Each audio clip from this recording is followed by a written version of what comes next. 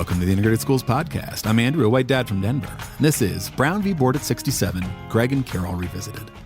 This is the final part from our series from 2 years ago, The Stories We Tell Ourselves, and it continues to be one of my favorite episodes we've ever done. The scholars we were fortunate enough to speak with for the first 4 episodes really complicated my understanding of the Brown decision, and I'm so grateful to them for sharing. But today, we leave the scholarship behind and hear about how these stories we tell about Brown v. Board really impact parents today. We started with Rucker Johnson's longitudinal research showing the benefits that come from desegregation in the places it was tried, and really highlighting what could be possible if we committed to desegregation, to investments in early childhood, and to more equitable school funding. Dr. Noliwe Rooks reminded us of the harm caused by the Brown decision, particularly to Black teachers in Black schools, and asked us to imagine a version of integration that focused on capitalizing on the gifts that Black teachers had while providing more equitable resources. Dr. Amanda Lewis reminded us that a school building with a diverse student population is not the same as truly integrated schooling. We so often see racial bias showing up in the ways that ostensibly race-neutral rules and systems are actually implemented. And finally, civil rights attorney David Hinojosa helped us push a bit beyond the typical black-white binary that the school integration conversation often takes. We learned some of the history of Latinx communities in the fight for integration. I learned so much from these conversations, but 2 years ago, we really wanted to include more. As Courtney said back then, while we never intended to offer any kind of complete history, there were other ways that we wanted to complicate the story, especially some Native American and Indigenous histories and Asian American experiences and histories around desegregation and integration more specifically. Yeah, that's right. I mean, just as David Hinojosa highlighted some of the ways that maybe we're not as aware of that Latinx communities have fought for integration and helped us understand the ways that their struggle is in some ways similar to, but also different from Black communities. We wanted to do something similar with Native and Asian American communities, and we tried. We really tried. We really did. But you know what? In the end, we just couldn't find the right voices to tell the stories in ways that would really connect the history to the current state of education. Yeah. I mean, we recognize our sheer lack of really anything like expertise in any of this. And as a podcast team of 2 volunteer members, it's just the 2 of us. So we couldn't find the right people. So 2 years later, I'm reminded that we still really haven't dug into those stories, and we need to. If you know someone who'd be great to speak with, please reach out, hello@integratedschools.org, and let us know. We would love to dig into those topics more. But today, we can set all that aside and hear what often end up being somewhat heartbreaking stories from 2 Black parents, Greg and Carol. We wanted to spend this week just really listening. Greg and Carol both independently reached out to us after having come across this podcast, and they were willing to share their stories with each other, with us, and with you. Now, of course, we need a little disclaimer in here, right? This is not some sort of investigative journalism piece, and certainly not a definitive look at the quote-unquote Black experience. It's a sharing from 2 Black parents who live in different parts of the country and who have had very different and yet in many ways very similar educational experiences for their children. And so, I think the ways that they overlap is really telling. Yeah, I'm deeply moved and deeply grateful for Greg and Carol's willingness to share their stories with us. And it's not always, easy to hear, but we need to, so let's hear it.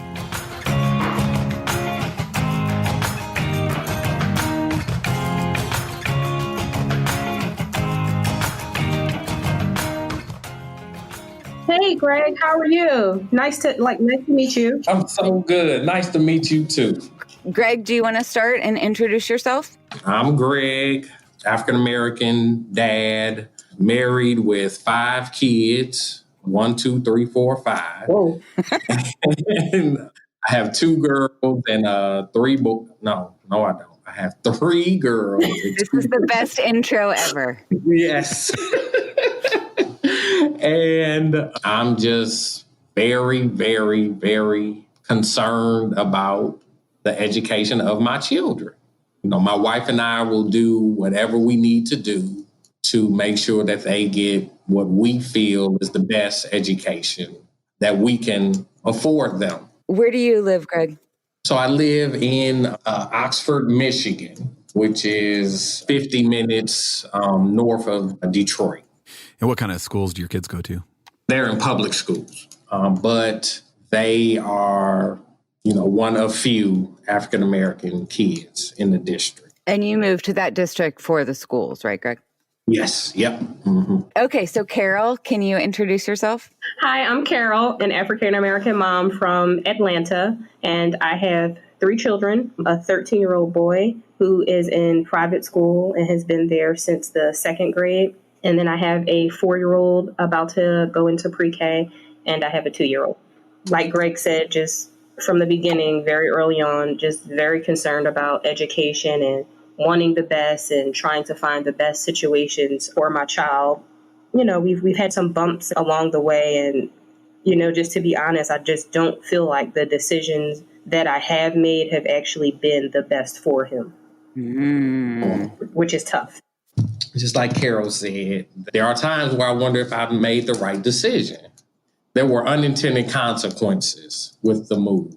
What are the things that you thought you were going to get? And then what are the things that you feel like maybe you didn't expect that you ended up getting? One thing, the community is it's a close-knit community. The high school basketball team made a run in the state playoffs, and the community all went, to the games. I took my son to them, and that's cool. That's a good thing. The parks are nice there. However, we are in a constant state of contradiction. And so I moved. I moved into the white neighborhood, but I'm always thinking about the neighborhood I left. Mm-hmm. I, decided to move to the white neighborhood to get the quote unquote good schools, to get the resources and I feel some kind of way about that too. It's just a constant inner struggle, just constantly. Yeah, my son's 13, and I've got 2 younger kids who are just now about to embark on the whole school thing, and I'm already seeing where I'm going to do things totally different. I'm not moving to an area where it's predominantly white because the schools are quote unquote good. And honestly, and what makes them so good is because they're predominantly white, and that's what people think. It's we're going to go to the white neighborhood because the white schools are better. And I just want to get out of that mindset. It's hard. I remember saying to my son, we went to one of his friends' high school games, and, we live in the South, and bands are really big, and just a Friday night football game and just watching the Black kids, just go off in the bandstand. It was amazing. And I was just looking at my son, and I was like, I literally said to him, I said, I don't know if I'm doing you a disservice because you have never experienced this right here. And he's just looking at me like, what are you talking about? You just always so deep. And I'm like, no, I really think that I've done you a disservice for not having you around your culture. And I don't want you to feel like there's anything wrong with your culture. And so I want to put you back into it. I want you to soak it up. I want you to go to a Friday night football game and be in the bandstand and watch the girls dance. And I want you to experience it. My son was a student, used the N-word. He's in 5th grade, and my son has already heard the N-word. And the school decided to do a book study for the 8th graders on a book. I think it's called Day of Tears. And it was talking about a fictional slave auction. Wow. And my daughter, I think she might have been the only African-American girl in her class. That the school sent the email out notifying all the parents that they were going to do this. They said they was going to cross out the N-word. Because that'll make it better. And so they sent out an email. I went to the school. I talked to her teacher. The email went to all the 8th grade parents. But when I got to the school and I asked the teacher how many other parents had asked her about the book, she said none. So that made me wonder, am I the only one concerned about race here? Not that you're the only one that's not concerned. You're the only one it affects. True. Very true. I told, don't make my daughter the example. Don't make her have to speak for an entire race. That doesn't surprise me one single bit. My son's school did a trip to DC, and the itinerary had them visiting everywhere. They didn't have time to go to a baseball game, but the one museum that was not on there was the African American Museum. And when I sent an email, they were like, "Oh, well, you know what? We didn't think we would have time." Wow. I went to the school and I said, "So you're trying to tell me you have time to attend a baseball game, but you don't have time to go to this one museum? Why don't you cut one of the other ones out?" And the fact that I even had to mention this just further lets me know that y'all are just so disconnected, and your whole diversity and inclusion team, it's just for show. Oh, they have a whole It's just team. for show. We have a team at my son's school. Why did you enroll your son at this largely white private school in the first place? Like, what was the hope? Oh gosh, the resources, the opportunities, just thinking that the education was quote unquote better. I wanted better for my son. And so it's hard for me to, at the time, to think that he was going to thrive in our little neighborhood school. So my hope was that he was going to get to the school and he was going to thrive and everything was going to be great. And, but we've definitely had obstacles along the way.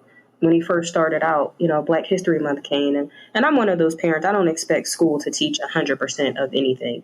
And I do know that part of our history is I have to teach him. It's not something that's in the textbook, and it's not anybody can just water down and give to him.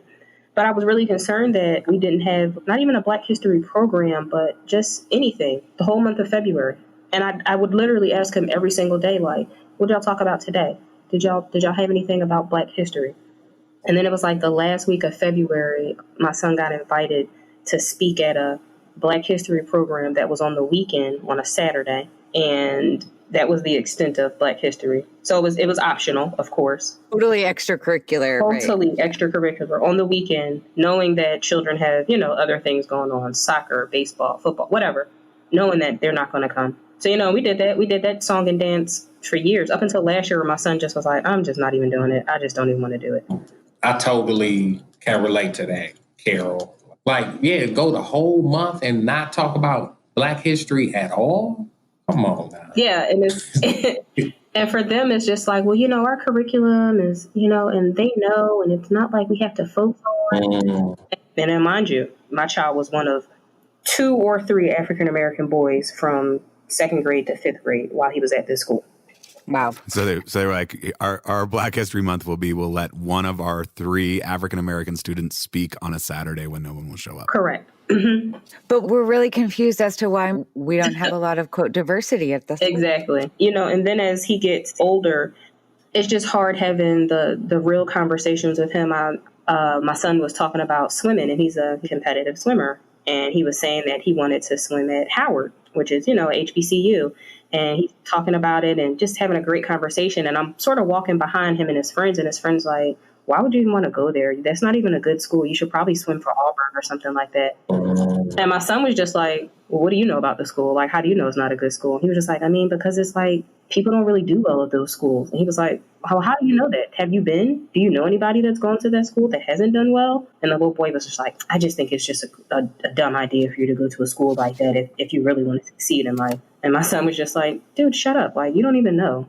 It was funny to hear my son sort of speak up for himself, but it was heartbreaking at the same time because I'm looking like, Jesus, is that what y'all really think? So because he wants to go to a historically Black college, it's not that good. I think it speaks to what you have done as a parent to have, that he hasn't internalized that in the same way, because I think that's hard. You've got to put in a lot of effort on that.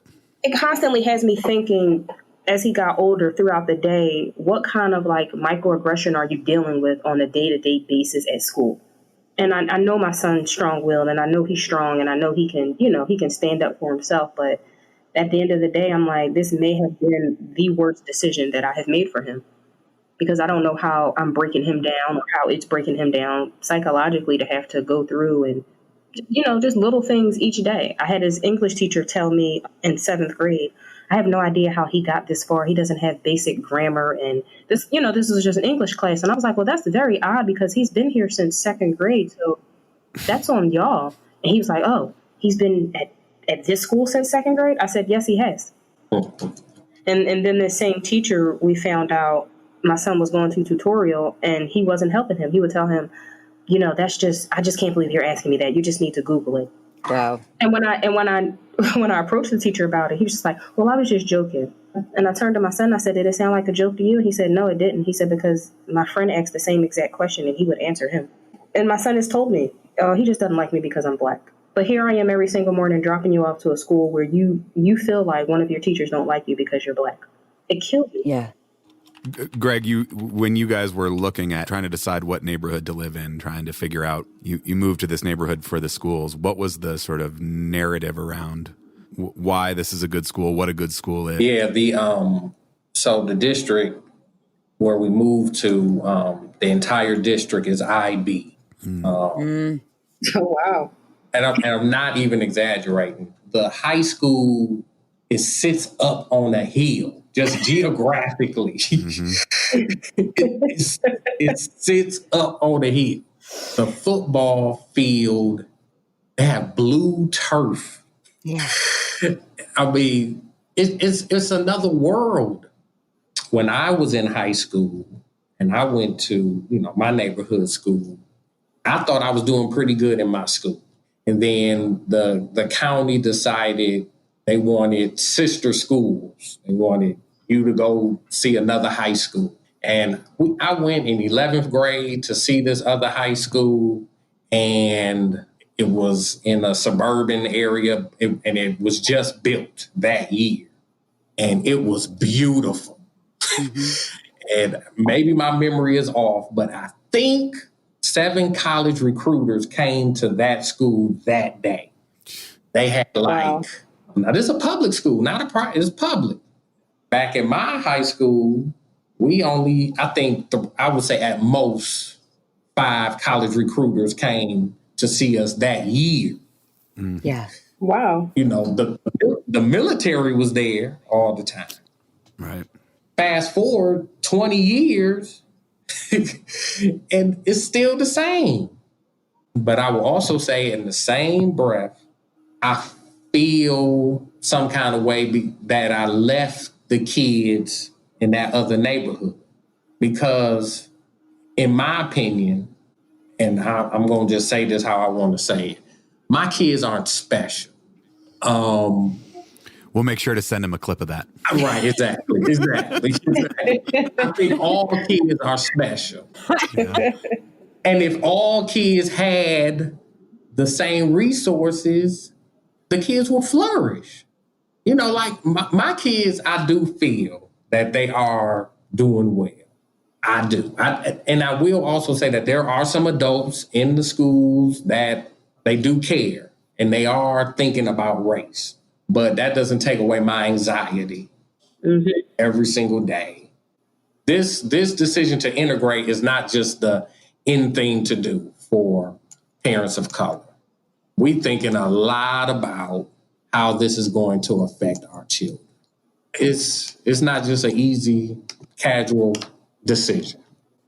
I feel like both of you have moved to these schools for the resources, and I'm just thinking about how expensive these resources are to like the soul. Yes. I took this phrase from a friend of ours that said pre-forgiveness.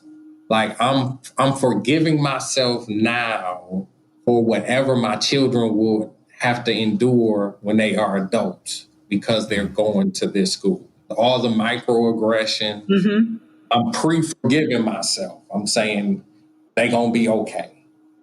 And I don't know if that's true. They're strong. And we really talk to them. I mean, we really, like when that boy called my son the N-word, that turned into like a 3-hour discussion at our house. Yep. And now I got to go to the school and talk to the teacher. That takes up more of my time and my resources. And I'm always playing this constant struggle, like, should I go say something? Oh, gosh, me too. Right. I'm the only one of few African-American parents. I don't want to go up there and they be like, oh, here come the angry Black man again. You get that. You so get that feeling. You so get that feeling. Every time you have a problem, it's like you second guess yourself. Like, well, maybe it's not that bad. And I had to stop. I just had to stop telling myself, like, no, it is that bad. If it bothers me, then it's bad. If you can complain about having peanut butter in the lunchroom, you damn right I can complain about my son feeling like his teacher doesn't like him because he's black. I've had enough. I'm not going to keep, second guessing what I feel is right for my child. And I've gotten to the point now where I don't even like for my son to hang out with his friends. It's such a different atmosphere, and it's heartbreaking sometimes because literally he wanted to hang out with his friends on Halloween, and I couldn't even let him go because we don't live in that same neighborhood, and my son is often the only black child, and I just didn't want anything to happen to him. And trying to explain that to a white mom was literally the hardest thing because she really did not understand my concern. Right. My concern for the boys going out and playing a prank and having a good time that was really lighthearted, and it was just something that you do as a teenager. Nothing harmful. If I'm not there and I can't protect him, and if someone zooms in and see, oh, it's a black kid with them, and then they're angry about that, no. So those little small pieces of innocence that I'm just robbing my child of, I feel like, every single day. Hey, Mom, we're going to play a prank. We were going to jump in somebody's pool. Oh, no, sweetheart, you can't do that. You can't. Or everybody else did it, and we were just having a good time, and she was watching out her window. Yeah, absolutely not. Because if her dad looks out the window and sees you in his pool, then what? How do we know how he feels about it? You know what I mean? And it's just socially, I just feel like I'm just breaking him down day by day. My son's like really into hip hop, and he likes sneakers, and he likes Jordans, and he likes hoodies, and it would to the point where he would go, and when I did let him go and hang out with his friends, I tried to switch him up. Why don't you tuck your shirt in? Why do you have to wear those sneakers? Why don't you wear your khakis? I couldn't even let my son be who he was. And I'm trying to dress him for a part. Like I want him to look a certain way before he walks out the door. It was awful. And I couldn't believe that I was doing that to him. Carol, you brought this to my remembrance. We had sat down as a family and we watched The Hate U Give. Mm-hmm. And at the end, has extras. One of the extras talked about code switching. Yeah. And after we got done watching it, my oldest, she's at the high school. So there are some children of color at the high school. But she said, Daddy, I don't feel like I code switch when I'm with my white friends. I feel like I code switch when I'm with my black friends. Wow. Which, and then she also said, well, Mom and Dad, y'all don't necessarily act black. There's the stereotype, and I think this is something with white supremacy. With white supremacy, that whiteness means the whole gamut. You could be at the low end of the spectrum or at the high end of the spectrum for whites. They get that privilege. But for African Americans, there's a stereotype, and I got to teach them that you are not the stereotype. And I know that my daughter is assimilating. I know that she is, want to belong, want to, have friends. And so I get why she said the things that she said. And this is my job as a father to teach her that you are an African American. We are black. And whatever your perception is, you have to include us in that too. Exactly. A lot of my friends are not sending their kids to private school. And not only is it because of the cost, but it's exhausting. It's exhausting to go to social events and have to quote unquote code switch. It's exhausting being the only black person in the room. I went to an event and I literally had a lady stop me mid conversation and say, the school offers financial aid. Wow. It had nothing to do with, we were not even talking about school, but it's like she was doing me a favor. She had to just let me in on that little piece of information. It just feels so wrong.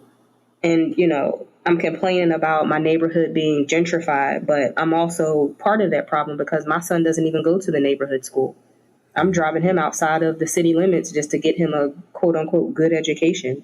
when I've got a school that he can go to in my backyard. So it's like the smog we talk about, right? Like what this good education means and what we're willing to give up for it. Oh, we've given up tons. And all you could keep thinking in the back of your head is like, this is what he needs. This is me being a good parent. It turns out that I was just wrong. And I can admit that it was the wrong move. Like, does he have some good friends? Absolutely, he does. Does he have some not so good friends that I don't let him go to their parents' house? Absolutely. But on the flip side, it'd be the same thing in our neighborhood, but at least it's our neighborhood and it's our community. Mm.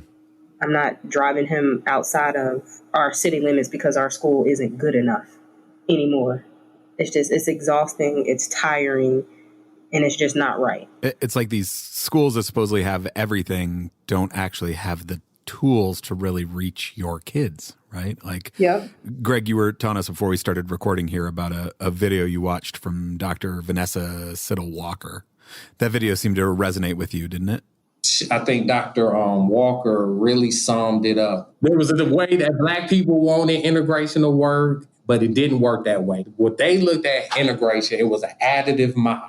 So Black teachers knew aspiration. They knew how to make Black kids believe that they could become anything.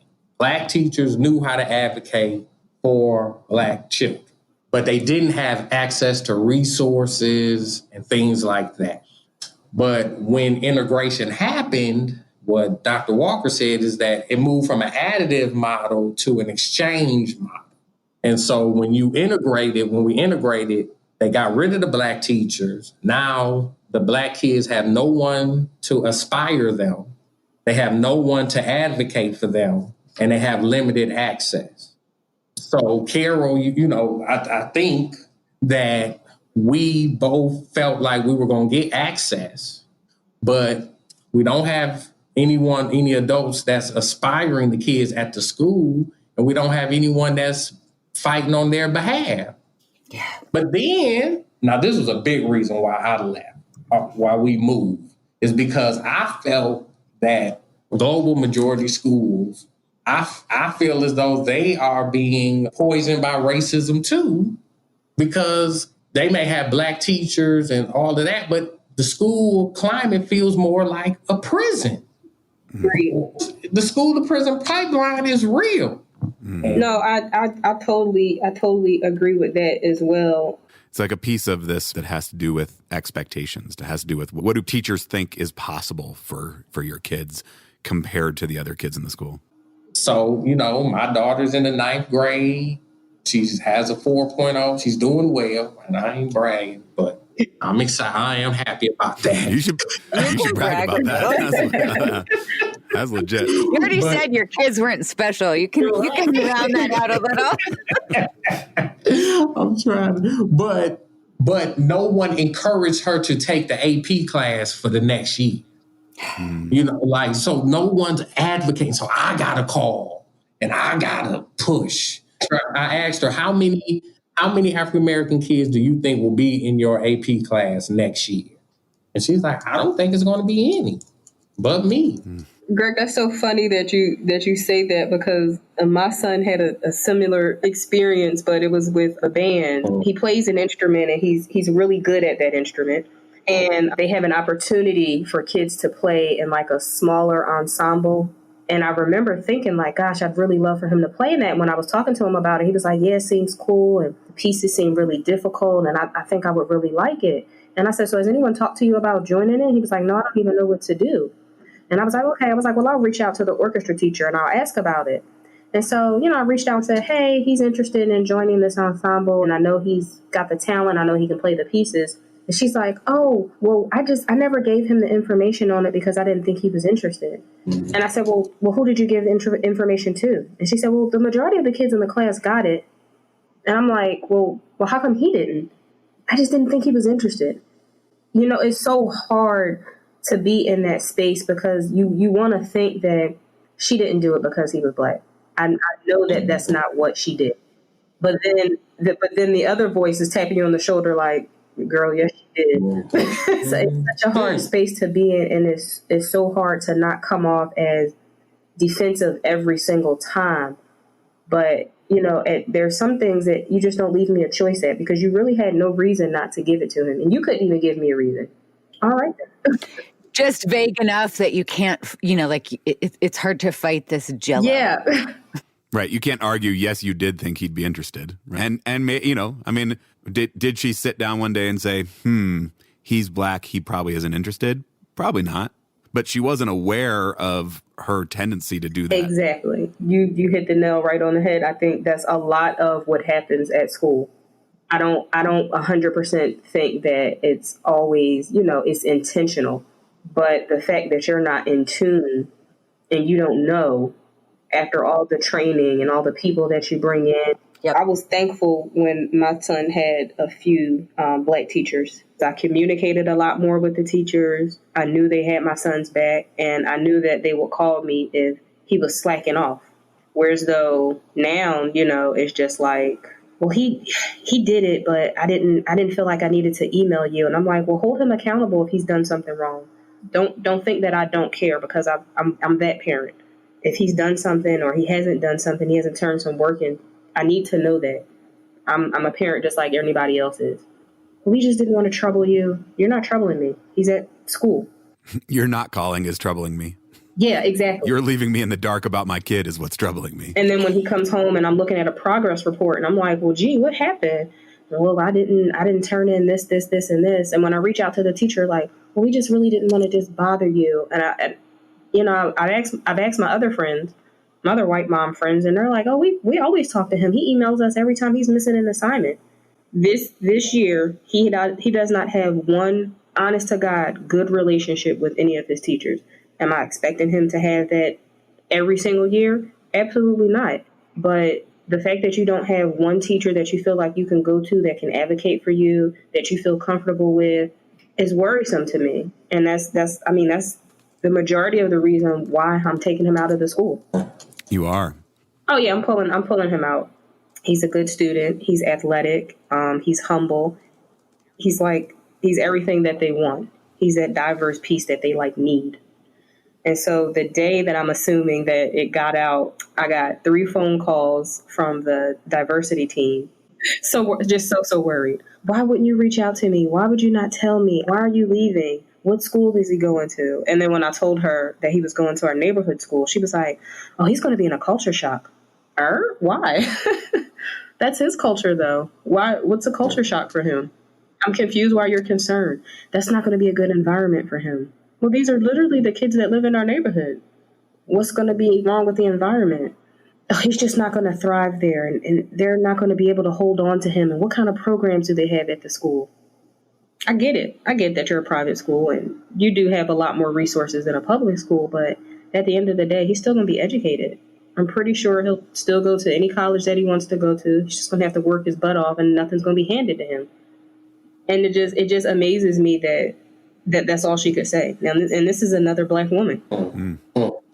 And I think that so many people are wrapped up into their educational experience for their kids being purely educational, but there's a whole different side to that too.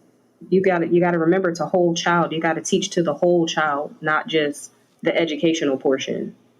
And I feel like that's where I sort of messed up with my son. Just taking away that culture from him. I just can't believe I just let it go on for so long. I have a story so my oldest boy, when he was in 4th grade, he was getting in trouble in his Spanish class. And so I've set up a meeting with his teacher, and she was saying how rambunctious he is and blah, blah, blah. And I, received everything that she said. And then before we left the conference, I said, I'm not saying that my boy doesn't misbehave, but I also want you to be aware of that he's the only African-American boy in the class. And I don't want the other kids in the class to think that he's acting up because he's African-American. And I think if you had a good relationship with him, he would do much better. And, and you don't know how much I didn't want to say it. That's the truth. But ever since then, the teacher saw my wife one day and was like, he's a star student, da, da, da, da, da. You know, but it's because you finally decided to have a relationship with him. That just blows my mind that we even have to tell you to have a relationship with our child. Like you need the okay first. Right. Remember my son, I think it was his third grade, maybe his fourth grade teacher, just literally just fessing up to me at like a parent teacher conference, like, I don't really yell at him because he's just so handsome. And I just don't expect him to just know all the work that he should and get everything done. And I'm looking at her like she has 6 heads. I'm like, what the hell is that supposed to mean? He's handsome, so you don't yell at him, so you're cutting him a break because he's the cute black kid? And I just had to tell her from that point on. I said, okay, so from this point on, like, that stops. Like, I hold him accountable at home, so I'm expecting you to do the same. I don't want him being treated special because he's black. That's crazy. And it's funny that Greg said that because, you know, hate to tell you, like, I don't feel like my kids are special.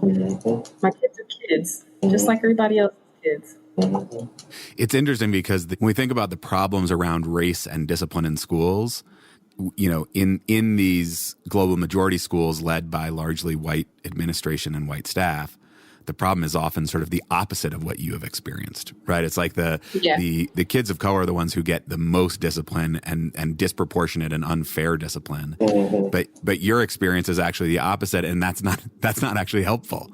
No, it's not. It's not helpful at all because I don't want him to feel like I'm just going to get away with whatever I want to get away with. It made me think of the other story when we were in like the parent meeting. Some big event had happened at the school.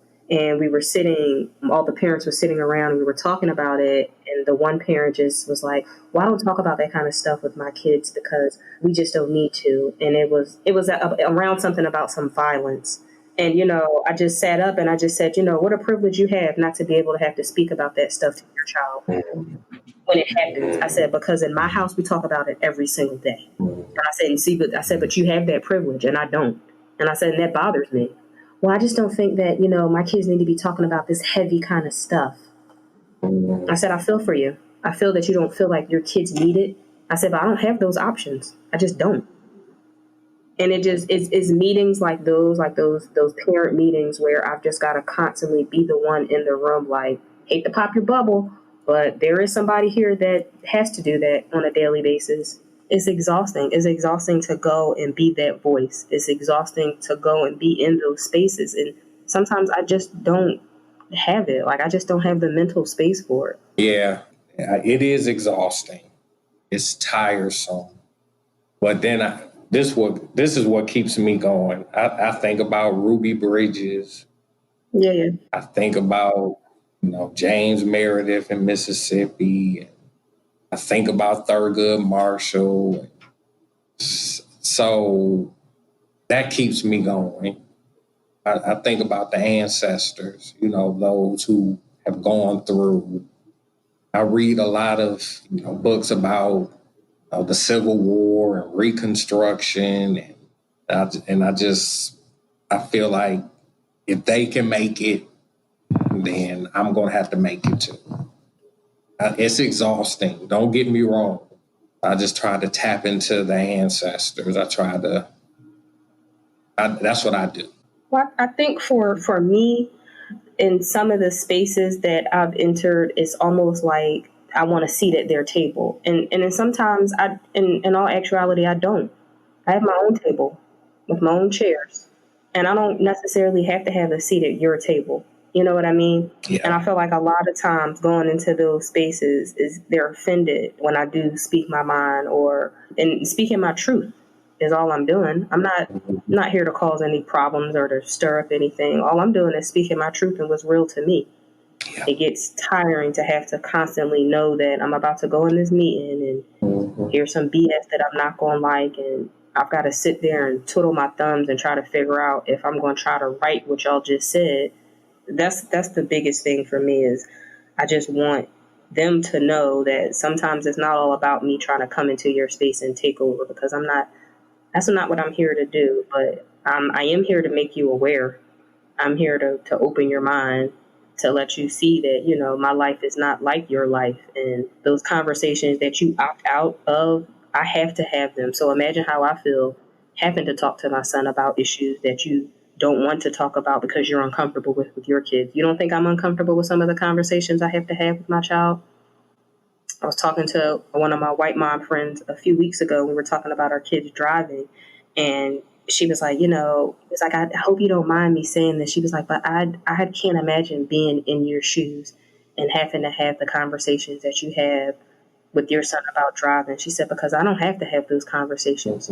I don't have to tell him when a police officer approaches you, you know, keep your hands on the wheel. And she said, it's frightening. She said, I don't even know how you even do it.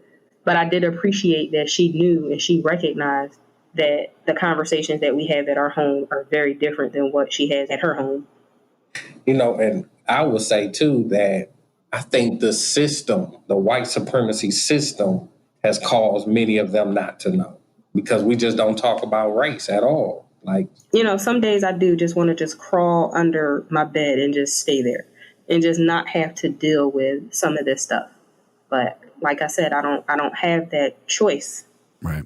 And I'm not saying that, you know, when I move my son to public school next year that everything's going to be great and I'm never going to have these conversations again in life and I'm not going to have to deal with this kind of stuff. I definitely am. But I feel like the conversations would be a lot more open and a lot easier to have because I'm outside of that bubble. Mm. Will you come back on a year from now or something and tell us how it's going? You'd be like, after my son stopped hating me, I sure will.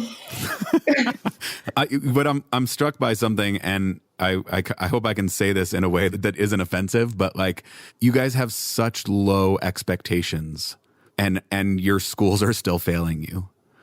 Like, I feel like you guys are clearly really intentional and conscious about this and doing such amazing things for your kids to fight back against this. And like, your expectations for what the school could possibly provide are, you know, like you're just hoping for a little bit of Black History Month. And you can't even get it, right? Like, forget like year-round culturally relevant pedagogy. Forget, you know, any of that. It's like, just give me like a tiny bit of Black History Month, and you can't even get that. You're like, and the flyer, just the one flyer for band, right? Like your job is to teach your daughter that it's okay to be Black. Like, you would never even think that the school could do that or take that on, or that you would even think of asking your school to do that, right? Like Carol, I think you said, right? You don't expect your son to have a teacher that has high expectations of him every year, but maybe like once or twice over the course of his schooling, right? Like, you know, it's like normal to have to ask your teacher for a relationship with your kids. Greg, you have to draw inspiration from these historic, epic struggles of people of color in this country just to be able to keep doing the day-to-day. Like, how did we get here? How is that okay? How are we here? I feel like the expectations are pretty low. Like, I'm not really asking for a whole lot. And what I found time and time again is going to like all these diversity and inclusion meetings is that all the parents of color, we're there, we're showing up. And I remember one of the last ones I went to, and I'm looking around and I just raised my hand. I said, y'all talking to the wrong people. Yeah. Y'all got all the parents of color in here talking about diversity and inclusion, and y'all talking to the wrong parents. We're not the ones that's supposed to be in here.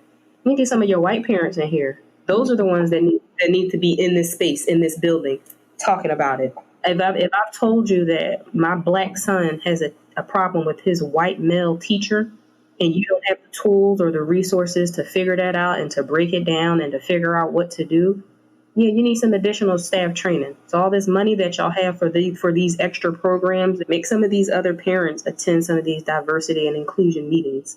Because we're not the parents that you need to be talking to. We know. We get it. We're here. Where are they? Yeah.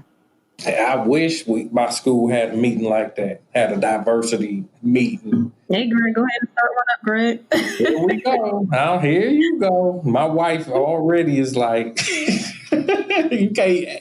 Somebody's got to start it. Somebody's got to. Don't do that, Carol. Don't do that to me. Hey, I'm just saying, somebody's got to put the footwork in it.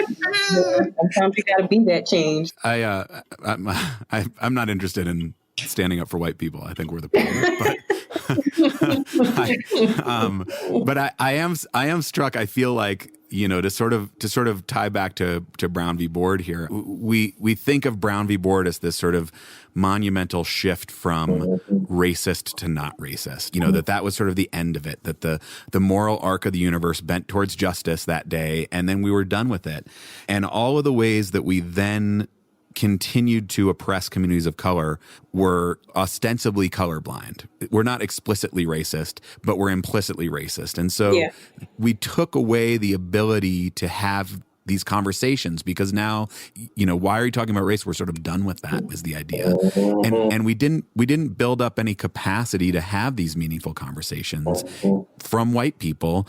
I mean, it's uncomfortable. It's scary. Like, every time we tape a podcast, it's like I sit with this discomfort, this sort of fear of all the ways that we're going to screw this up. Yeah. But it's a skill set that we don't ask people to develop. And because society caters to white people and puts a really high premium on white people comfort, right? Like that seems to be like the most important thing, is like, how do we keep white people comfortable? You're so right on that. So we never get into it. And so when things get a little bit hairy and a little bit awkward and a little bit uncomfortable, it's like, whoa, let's just not do this. Let's sort of, maybe we could just like hire a couple of people of color to talk to the people of color. Because like, I don't want to be in that. It's super uncomfortable. Or we'll watch one Rosa Parks documentary. There you go. That's how it happens. You're right about it, Andrew. I'm listening to your conversation, thinking about like, this is the legacy. Yeah. Like after 65 years, this is where we are. Yeah, that's the legacy. There was another Supreme Court case, and I think Dr. Kirkland talked about like Mykytyn v. Bradley. Mm-hmm. And that's a case we don't talk about. We know, everybody knows Brown v. Board, but that Mykytyn v. Bradley case, Thurgood Marshall said, this ruling will undo my life's work. So Brown v. Board got rid of segregation in the South, but it didn't do it in the North. And that's what Mykytyn v. Bradley would have done. Yeah. But it didn't. And ironically, that case was Southeastern Michigan. This happened before my time, but I grew up in Pontiac. And during those early 70s, in Pontiac, they wanted to integrate the schools in Pontiac School District. And with busing, and the Ku Klux Klan blew up 10 buses. Wow. They blew up 10 buses. The white people that were living in Pontiac moved north to Lake Orion and to Oxford, where I'm at now.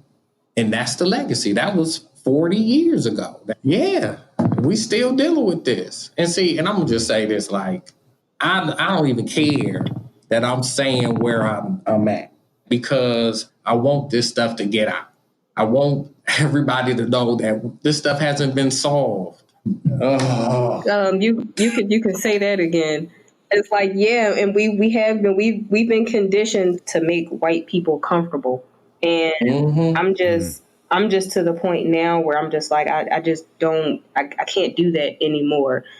What do you wish the majority of our listeners could know? I hope they hear it in our voices. Yeah.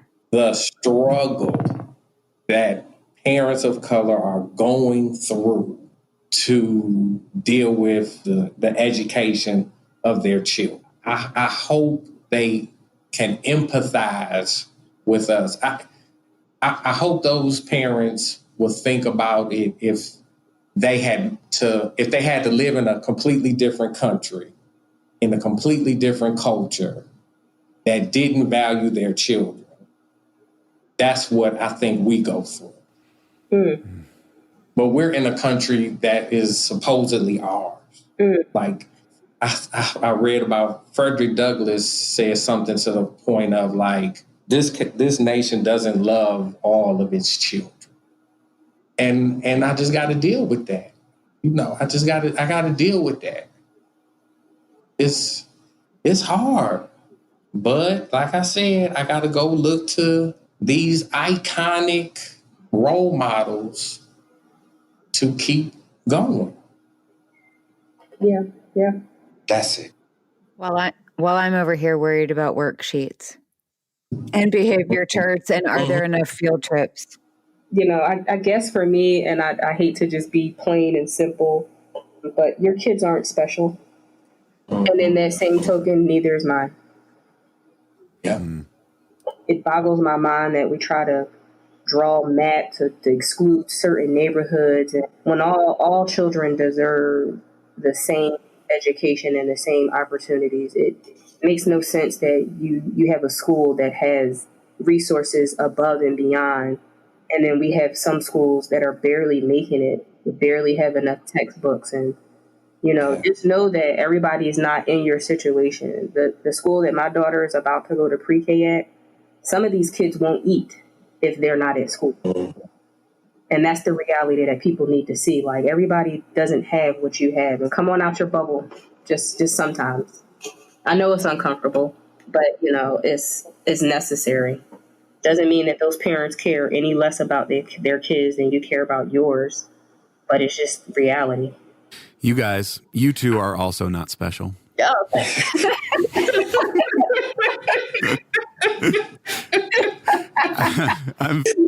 And there's the closer. Thanks, everybody. I don't know. I'm sitting here with just like a very heavy heart, but also recognizing that your stories are different in their own ways and also not unique. You are not the only people. Yeah, definitely. You're not the only people dealing with this, and this is the reality that we've created. But Andrew, thank you for that.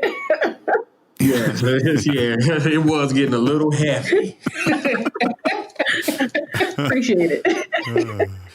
Well, I can't thank you two enough for joining us, for sharing your stories with us, for helping open our eyes and our listeners' eyes. No worries. To the reality that you guys are living. No worries at all. Thanks, Greg. Thanks, Carol. Thank you. I thank you all for just this attempt in trying to tackle this gigantic topic. Yeah.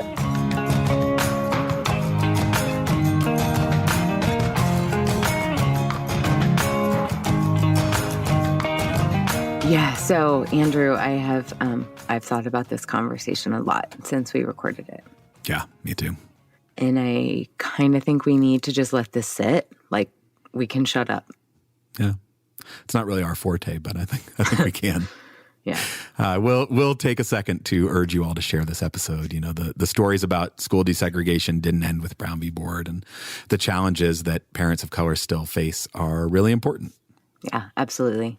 2021, Andrew, I just continue to be so grateful to Greg and Carol for sharing. I'm happy to report an update from Greg. Since the podcast came out, his district has started a diversity council so that the voices of students of color and family can be heard. He says there's still plenty of work that needs to happen, but he does feel like the podcast awakened the district in a way. And they've also started doing some PD around diversity, equity, and inclusion with some of their staff and teachers. Have not heard an update from Carol, and that is entirely my fault, as I reached out to her just yesterday. But we will definitely get back in touch with her and update listeners as soon as we hear back. If you'd like to support this work, patreon.com/integrated schools. Let us know what you thought or share messages for Greg and Carol. hello@integratedschools.org. I'm grateful to be in this with you as I try to know better and do better.